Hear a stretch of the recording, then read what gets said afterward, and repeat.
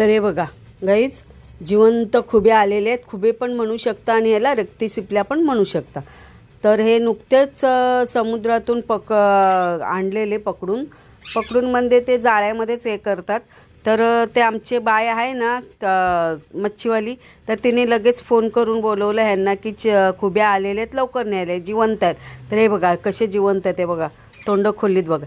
तर हे लगेच ऑफिसवरनं येताना लगेच ते गेले आणि घेऊन आले. भरपूर खुबे असे घेऊन आले. हे बघा तोंड बघा कशी खोलीत. तर हे ताजे खुबे डायरेक्ट समुद्रातनं त्यांनी घरी आणलेले. त्यांचं कोण गेलं असेल बोट घेऊन, तर मग आमच्या यांना फोन केला आणि हे जाऊन लगेच घेऊन आले. बघ आता हे मी उकडायला ठेवलेत.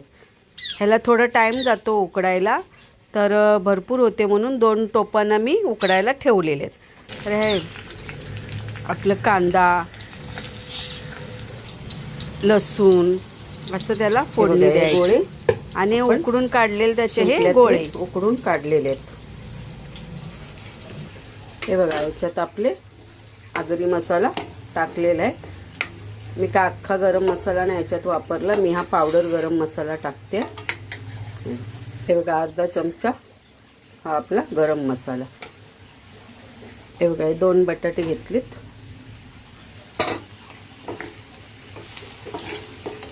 याला आपल्याला आपण जसं मटण करतो ना, मटणाला जसं वापरतो ना कांदा खोबरा वगैरे भाजून वाटण, तसंच याला वापरायचं.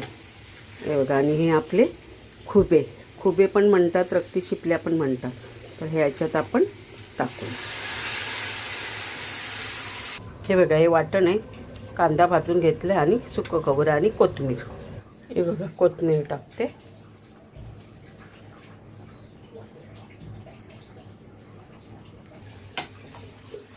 हे बघ आपलं कांदा खोबरं आणि कोथिंबीर हे वाटण टाकूया.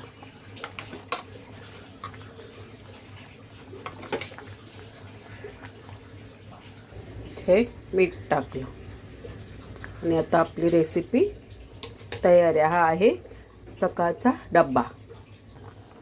हे बघा आपलं कालवण रेडी झालेलं आहे. समुद्रातले खुबे, हे बघा खुबेसुद्धा म्हणतात त्याला आणि रक्ती शिप्या पण म्हणतात. तर हे आपलं कालवण आता रेडी झालेलं आहे. याला गाईज ना मटणाचा मसाला तुम्ही वापरलात ना तर छान आहे, मटणासारखंच लागते. तर चला आता ह्याच्यावर पण कोथिंबीर टाकू आणि आपलं कालवण आता रेडी झालेलं आहे बघा.